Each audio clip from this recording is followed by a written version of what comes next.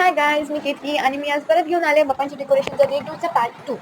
60 सेकंडच्या ब्लॉगमध्ये सर्व शेअर करणं पॉसिबल नाही होती, तुम्हाला सुद्धा माहिती आहे गाईज. दॅट्स वाय मला 2 पार्ट्स बनवावे लागलेत. बघा गाईज, तिच्या मस्त्या काही संपणार नाही आहेत. मम्मीने रागवलेलं म्हणून चुपचाप दिवाणखाली जाऊन बसल्या मॅडम. आजचे आम्ही बनवलंय ना, ते आमच्या प्लॅनमध्ये नव्हतं, बट आम्ही फोटोज बघितले, त्यात आम्हाला कळलं की हे बनवायचंच आहे बिकॉज ते एक सुंदर लुक देईल. आधी आम्ही जास्त बारीक डिझाईन बघितली नव्हती, म्हणजे लक्षात होतं, पण आम्ही असं डिसाईड केलेलं की आमच्याकडे जे जे आहे आम्ही तेच कट करून, दॅट्स वाय आमच्या लक्षात नव्हतं. सो मग अनुला सांगितलं मी की असं असं कट कर तू. तर हे सर्व त्यांनीच कट केलेलं आहे आणि मी दुसरी डिझाईन कट करत होती बिकॉज ते थोडं नाजूक काम होतं. गाईज बघा, आली ही परत.